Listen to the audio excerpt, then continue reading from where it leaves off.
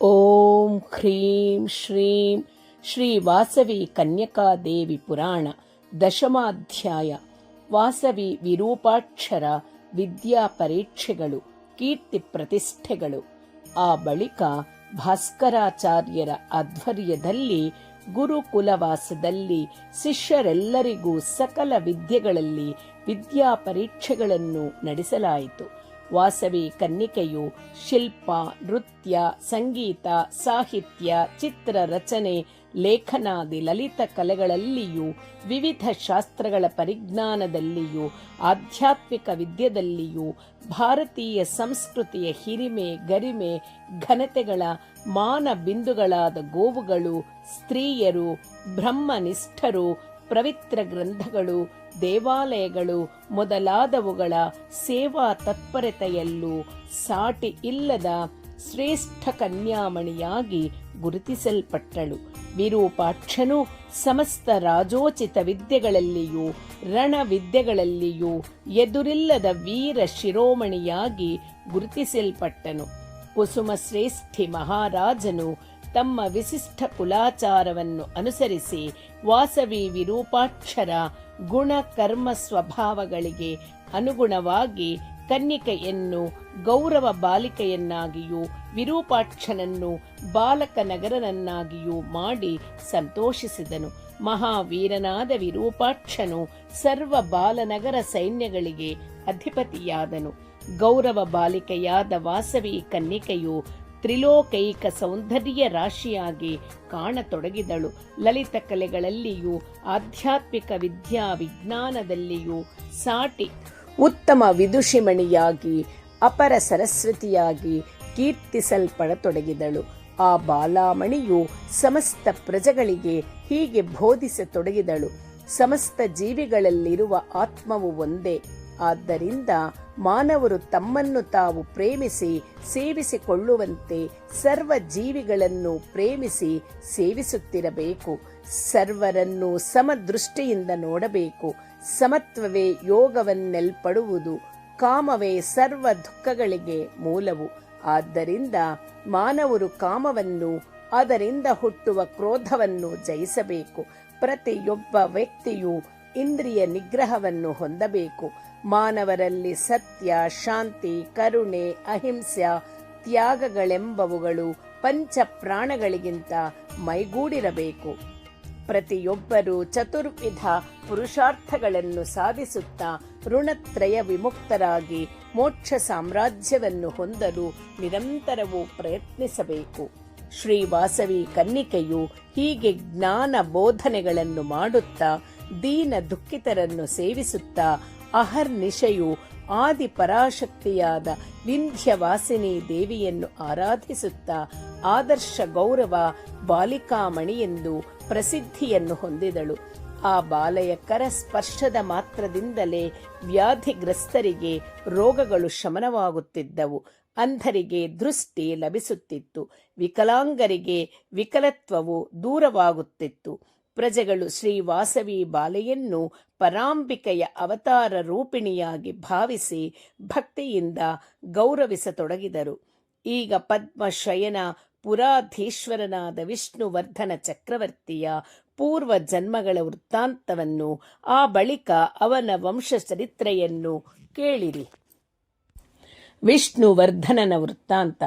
ಓ ವೈಶ್ಯ ಸುಧೀಮಣಿಗಳೇ, ಪೂರ್ವದಲ್ಲಿ ಈಶ್ವರನ ನೇತ್ರ ಜ್ವಾಲೆಯಿಂದ ದಹಿಸಲ್ಪಟ್ಟ ಮನ್ಮಥನ ಚಿತಾಭಸ್ಮದಿಂದ ಭಂಡಾಸುರನೆಂಬ ರಾಕ್ಷಸನು ಹುಟ್ಟಿದ ಕಾರಣದಿಂದ ಆ ಭಂಡಾಸುರನು ಮೂರ್ತಗೊಂಡ ಕಾಮ ಪ್ರವೃತ್ತಿಯಾಗಿ ವಿಜೃಂಭಿಸಿ ಪರಮ ದುಷ್ಟನಾದನು.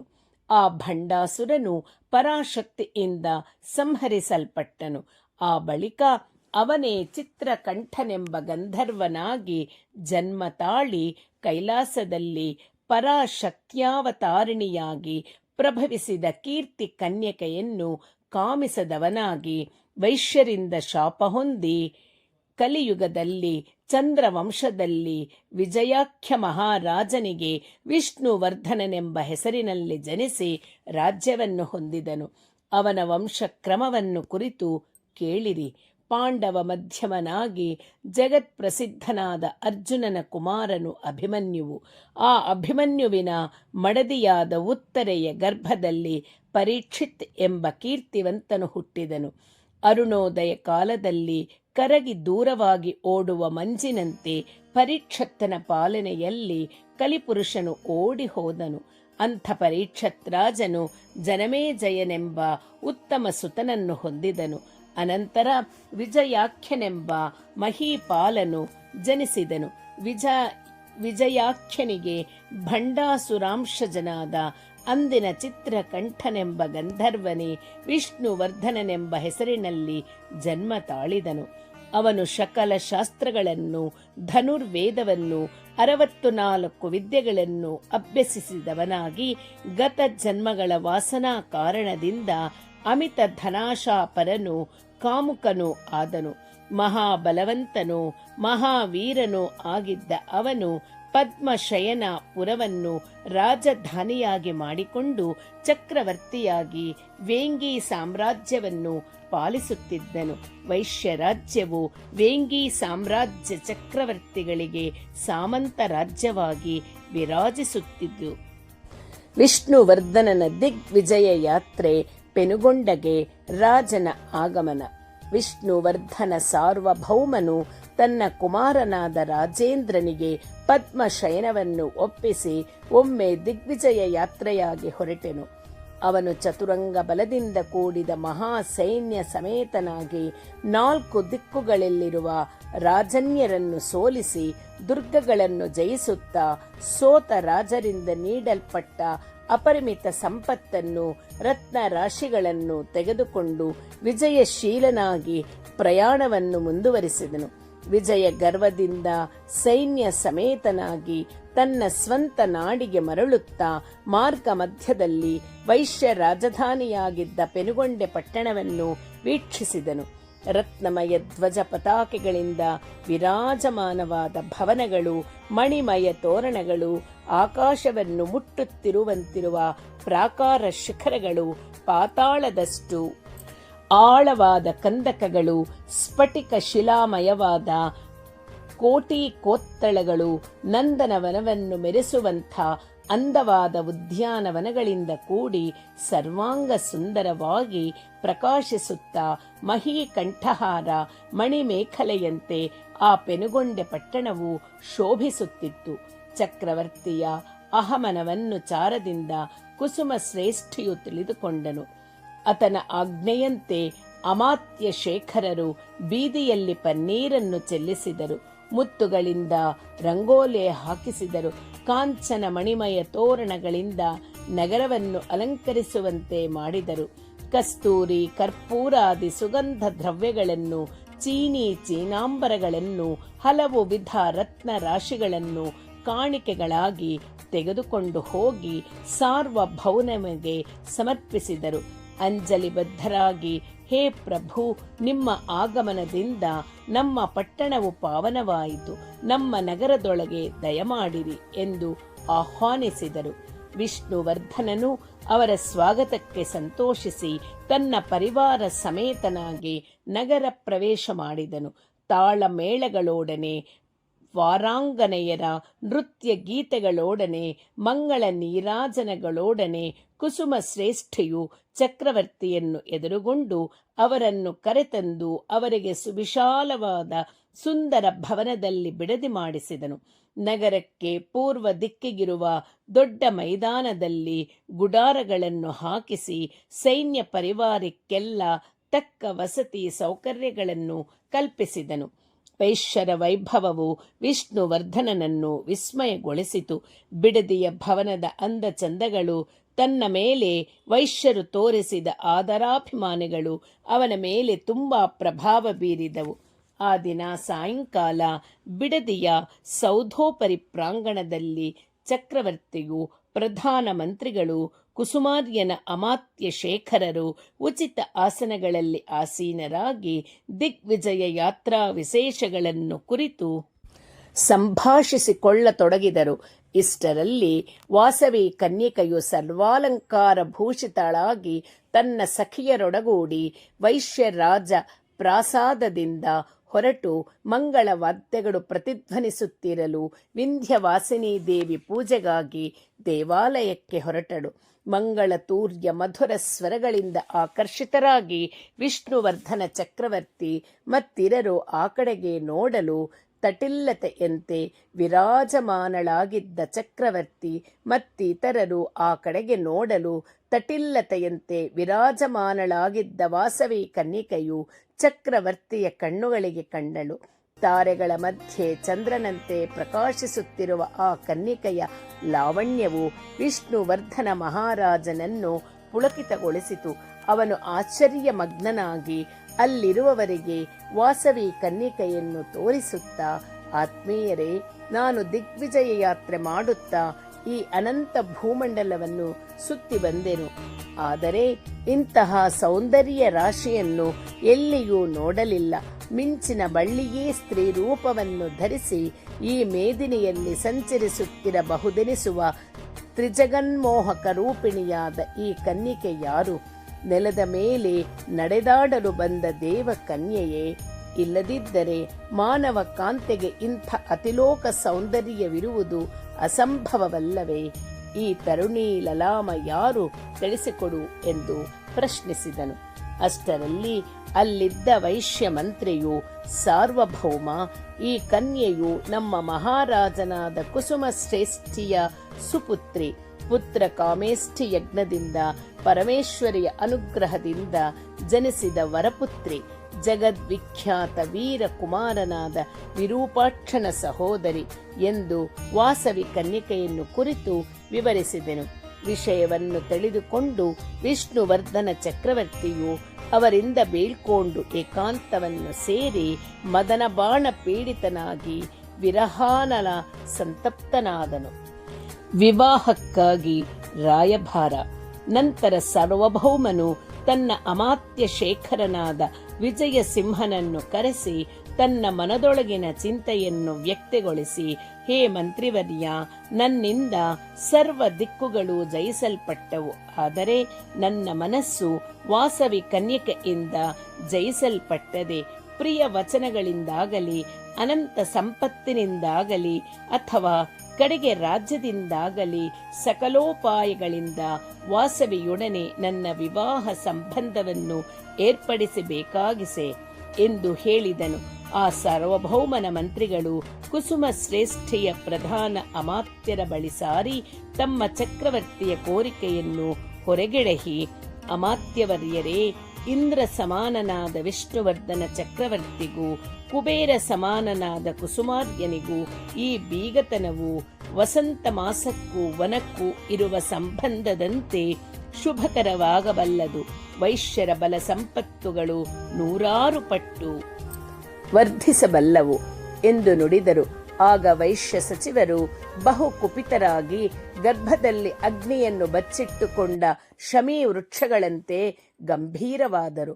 ಅವರು ಸಾರ್ವಭೌಮನ ಮಂತ್ರಿಗಳೊಡನೆ, ಓ ಸಚಿವರೇ, ಚಂದ್ರವಂಶೀಯನಾದ ವಿಷ್ಣುವರ್ಧನ ಚಕ್ರವರ್ತಿಗೂ ಕೃಷಿ, ಗೋರಕ್ಷಣೆ, ವಾಣಿಜ್ಯಗಳಿಂದ ಜೀವಿಸುವ ವೈಶ್ಯರ ಕನ್ಯೆಗೂ ಹೇಗೆ ಜೊತೆಯಾಗುವುದು? ಇಂಥ ವರ್ಣಾಂತರ ವಿವಾಹಗಳು ಪೂರ್ವದಲ್ಲಿ ಎಲ್ಲಿಯೂ ನಡೆಯಲಿಲ್ಲ. ಧರ್ಮ ಸಮ್ಮತವಲ್ಲದ ಸಂಬಂಧದಿಂದ ಉಂಟಾಗುವ ಸಂಪತ್ತು, ಬಲಗಳು ಎಂತಹವಾದರೂ ನಮಗವು ತೃಣಪ್ರಾಯವಾಗುವವು. ಧರ್ಮಕ್ಕೆ ಹಾನಿ ಉಂಟಾಗುವುದಾದರೆ ಮಹೇಂದ್ರನ ಸಂಪತ್ತನ್ನು ಕೂಡ ನಾವು ಘನವೆಂದು ಎಣಿಸುವುದಿಲ್ಲ ಎಂದು ಹೇಳಿದರು. ಬಳಿಕ ವಿಷ್ಣುವರ್ಧನನ ಅಮಾತ್ಯರು ವೈಶ್ಯಾಮಾತ್ಯರನ್ನು ನೋಡಿ, ಓ ಮಂತ್ರಿವರರೇ, ಚಂದ್ರವಂಶದೊಡನೆ ಸಂಬಂಧವು ನಿಮ್ಮ ಗತ ಜನ್ಮಾರ್ಜಿತ ಪುಣ್ಯ ಫಲವೆಂದು ಭಾವಿಸಿರಿ. ಇದು ಧರ್ಮ ವಿರುದ್ಧವಲ್ಲ. ಬ್ರಾಹ್ಮಣ, ಕ್ಷತ್ರಿಯ, ವೈಶ್ಯ, ಶೂದ್ರರಲ್ಲಿ ಬ್ರಾಹ್ಮಣನಿಗೆ 4 ವರ್ಣಗಳಲ್ಲಿಯೂ ವಿವಾಹವು ಯೋಗ್ಯವಾಗಿದೆ. ಕ್ಷತ್ರಿಯರಿಗೆ ವರ್ಣತ್ರಯಗಳೊಡನೆ ಸಂಬಂಧವು ಯುಕ್ತವಾಗುತ್ತದೆ. ಶೂದ್ರನಿಗೆ ತನ್ನ ಜಾತಿಯಲ್ಲೇ ಬಂಧುತ್ವವು ಹೇಳಲ್ಪಟ್ಟಿದೆ. ಹೀಗೆ ಎಷ್ಟೋ ವಿವಾಹಗಳು ಈ ಹಿಂದೆ ನಡೆದಿವೆ ಎಂದು ನುಡಿದರು. ಬಳಿಕ ಕುಸುಮ ಶ್ರೇಷ್ಠಿಯ ಸಚಿವೋತ್ತಮನಾದ ಧನಧಾರಿಯನು, ಹೇ ಸಾರ್ವಭೌಮನ ಮಂತ್ರಿವರರೇ, ನೀವು ಯುಗ ಧರ್ಮಗಳನ್ನು ತಿಳಿಸವರಲ್ಲ. ನೀವು ಹೇಳಿದ ಧರ್ಮಗಳು ಮನುಧರ್ಮಶಾಸ್ತ್ರದಿಂದ ವಿವರಿಸಲ್ಪಟ್ಟಿವೆ.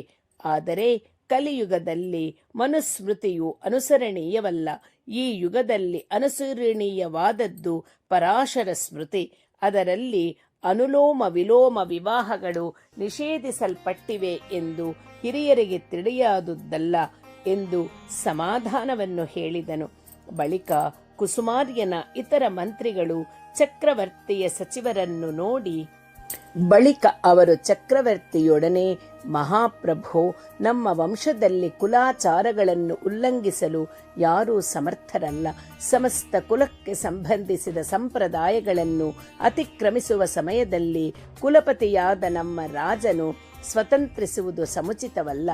ಆದ್ದರಿಂದ 18 ಪಟ್ಟಣಗಳಲ್ಲಿರುವ ಅಶೇಷ ಬಂಧು ಪ್ರತಿನಿಧಿಗಳನ್ನು ಕರೆಸಿ ಅವರ ಅನುಗ್ರಹವನ್ನು ಹೊಂದಿ ವಿಧಿಪೂರ್ವಕವಾಗಿ ವಿವಾಹವನ್ನು ನಡೆಸಬೇಕಾಗಿದೆ. ಆದ್ದರಿಂದ ತಾವೀಗ ನಮ್ಮ ರಾಜ್ಯ ಗೃಹದಲ್ಲಿ ಔತಣವನ್ನು ಸ್ವೀಕರಿಸಿ ಸ್ವೀಯ ನಗರಕ್ಕೆ ತೆರಳಬೇಕೆಂಬುದು ನಮ್ಮ ಮನವಿ ಎಂದು ವಿನಯದಿಂದ ಭಿನ್ನವಿಸಿಕೊಂಡರು. ವೈಶ್ಯರ ವಚನಗಳನ್ನು ಕೇಳಿದ ವಿಷ್ಣುವರ್ಧನ ಚಕ್ರವರ್ತಿಯು ಪ್ರೀತ ಚಿತ್ತನಾಗಿ ವಾಸವಿಯನ್ನು ಹೊಂದಬಲ್ಲೆನೆಂಬ ಸಂತೋಷದಿಂದ ಭೋಜನಕ್ಕೆ ಸಮ್ಮತಿಸಿ ಆ ವೈಶ್ಯ ಪ್ರಮುಖರನ್ನು ನಿಜ ನಿವಾಸಿಗಳಿಗೆ ಕಳಿಸಿ ಮನ್ಮಥ ಬಾಣ ಪೀಡಿತನಾಗಿ ತನ್ನ ನಿವಾಸದಲ್ಲಿದ್ದನು. ಅನಂತರ ನಡೆದ ಎಲ್ಲ ವೃತ್ತಾಂತವನ್ನು ಕುರಿತು ಕೇಳಿದ ಭಾಸ್ಕರಾಚಾರ್ಯರು ಉಚಿತಾನುಚಿತಗಳನ್ನು ಆಲೋಚಿಸಿ ಬಾಲನಗರರನ್ನು ಕರೆಸಿ ಅವರಿಗೆ ಕರ್ತವ್ಯವನ್ನು ಬೋಧಿಸಿ ಚಕ್ರವರ್ತಿಯ ಸನ್ನಿಧಿಗೆ ಕಳುಹಿಸಿದರು. ಆಗ ಬಾಲನಗರರು ಸಾರ್ವಭೌಮನ ಬಳಿ ಸಾರಿ ವಿನಯ ವಿನಮಿತ ಶಿರಸ್ಕರಾಗಿ ನಮಸ್ಕರಿಸಿ, ಹೇ ರಾಜಾಧಿರಾಜ, ನಮ್ಮ ಕುಲದಲ್ಲಿ ವಿವಾಹಕ್ಕೆ ಮೊದಲು ಕನ್ಯಾದಾತನಾಗಲಿ ಕನ್ಯಾ ಪರಿಗೃಹೀತನಾಗಲಿ ಒಬ್ಬರ ಗೃಹದಲ್ಲಿ ಒಬ್ಬರು ಭೋಜನ ಪ್ರತಿಭೋಜನ ಮಾಡಬಾರದು. ಆ ವಿಧವಾಗಿ ಮಾಡಿದರೆ ಆ ಸಂಬಂಧವು ಉಂಟಾಗದು. ಈ ಕುಲ ಮರ್ಯಾದೆಯನ್ನು ತಮಗೆ ತಿಳಿಸುವುದಕ್ಕಾಗಿ ನಮ್ಮ ಗುರುವರೇಣ್ಯರು ನಮ್ಮನ್ನು ತಮ್ಮ ಸಮೀಪಕ್ಕೆ ಕಳುಹಿಸಿರುವರು. ಆದ್ದರಿಂದ ತಾವು ಅನ್ಯಥಾ ಭಾವಿಸದೆ ತಮ್ಮ ಪಟ್ಟಣಕ್ಕೆ ಹೋಗಿ ಪಕ್ಷದ ನಂತರ ಬನ್ನಿರಿ ಎಂದು ಭಿನ್ನವಿಸಿಕೊಂಡರು. ಆ ಬಾಲವೈಶ್ಯರ ವಚನಗಳನ್ನು ಕೇಳಿ ಸಾಮ್ರಾಟನಿಗೆ ಏನೂ ತೋಚದೆ ಅವರನ್ನು ಬೀಳ್ಕೊಟ್ಟು ಸಂದಿಗ್ಧ ಮಾನಸನಾದನು. ಬಳಿಕ ತನ್ನ ಸೈನ್ಯಾಧಿಪತಿಯೂ ಮಂತ್ರಿಯೂ ಆದ ವಿಕ್ರಮ ಕೇಸರಿಯನ್ನು ಕರೆದು, ಎಲೈ ವಿಕ್ರಮ ಕೇಸರಿ, ನಾವು ರಾಜಧಾನಿಗೆ ಹಿಂತಿರುಗುತ್ತಿದ್ದೇವೆ. ನೀನು ಸಾಕಷ್ಟು ಸೈನ್ಯದೊಡನೆ ಇಲ್ಲಿಯೇ ಇದ್ದು ಈ ವೈಶ್ಯರ ಕಾರ್ಯಕಲಾಪಗಳನ್ನು ಗಮನಿಸುತ್ತಿರು. ಅವರಲ್ಲಿ ಏನಾದರೂ ದ್ರೋಹ ಚಿಂತನೆಯ ಛಾಯೆ ಕಂಡುಬಂದಲ್ಲಿ ಭೇದೋಪಾಯದಿಂದ ವಾಸವಿಯನ್ನು ಬಂಧಿಸಿ ಕರೆತರಬೇಕು. ಜಾಗರೂಕನಾಗಿ ವರ್ತಿಸು ಎಂದು ಆಜ್ಞಾಪಿಸಿದನು. ಆ ಬಳಿಕ ಸ್ವಸ್ಥ ಮನಸ್ಕನಾಗಿ ರಾಜೇಂದ್ರನು ತನ್ನೆಲ್ಲ ಸೈನ್ಯಗಳನ್ನು ಕರೆದುಕೊಂಡು ಸ್ವೀಯ ನಗರಕ್ಕೆ ಪ್ರಯಾಣ ಮಾಡಿದನು. ಅವನು ಸದಾ ವಾಸವಿ ಕನ್ನಿಕೆಯನ್ನು ಸ್ಮರಿಸಿಕೊಳ್ಳುತ್ತಾ ದಿನಗಳನ್ನು ಲೆಕ್ಕಿಸತೊಡಗಿದನು. ಆಹಾರ ನಿದ್ರೆಗಳನ್ನು ತದನಂತರ ಭೋಗಗಳನ್ನು ಪರಿತ್ಯಜಿಸಿ ವಿರಹ ವೇದನೆಯಿಂದ ಕೂಡಿರುತ್ತ ಕ್ಷಣಗಳನ್ನು ಯುಗಗಳಾಗಿ ಕಳೆಯತೊಡಗಿದನು. ಶ್ರೀ ವಾಸವಿ ದೇವಿ ಕನ್ಯಕಾ ಪುರಾಣ. ಹರಿ ಓಂ ತತ್ಸತ್. 10ಮ ಅಧ್ಯಾಯ ಸಂಪೂರ್ಣ.